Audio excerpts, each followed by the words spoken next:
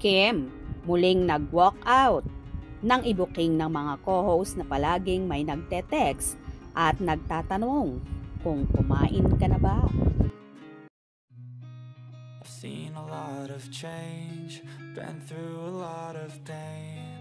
Some things are not the same as they were a year ago, but all will be okay. I move on each and every day. The path. Balasa na naman ang multimedia idol at TV host actress na si Kim Chiu sa noontime show. Kasi na It's Showtime at segment na Especially For You ay nabunot na naman ng mga kasamahan ang dalaga. Siya kasi ang nagbabasa at magpapakilala sa mga contestants ng naturang segment. Ayon nga kay Kim, ang relasyon nila ay nag-umpisa ng sinagot ang tanong na kung kumain ka na ba? Kung saan tumawa lang si Kimi at nagyepa siya. Your special couple for today. Bigla naman sumundot si Memi Vice Ganda nang may nag-text sa'yo niyan ngayon ano? Sabay sabi ni Kim, wala. Sundot naman ulit ni Vice, ang arte mo damang-dama mo yung linya mo. Sabay sabi ni Vong, kaya pala ganado kang kumain ngayon Sabi mo, sarap ng sabaw. Kung saan nag-walk out nga si Kimi.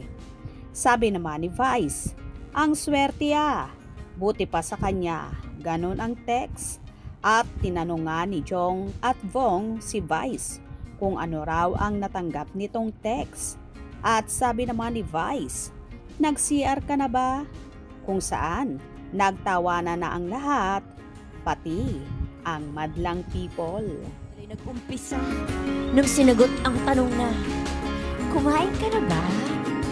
Yes! Your special couple for today! May nag-text sa'yo niyan ngayon, ano? Wala. Baka arte mo damang-dama mo yun. Kaya pala ganado ka kumain, Sabi mo, sarap na sabaw, Swerte, buti pa sa kanya, ganun yung text. Ano sa'yo? Ano ba sa'yo? Nag-CR ka na ba? Halata talaga kay Kim na palagi siyang may ka-text. Si Paulo Avellino na nga ba ito?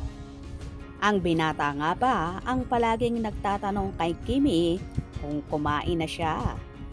Simula kasi nang maging patok ang kanilang tambalan sa seryeng Linlang at What's Wrong with Secretary Kim ay dito na nga lalong nagkakilanlan ang dalawa.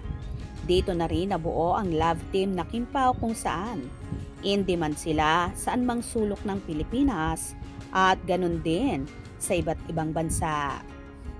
Masasabi nga na isa ang Kim Pao sa phenomenal tandem sa kanilang henerasyon ngayon.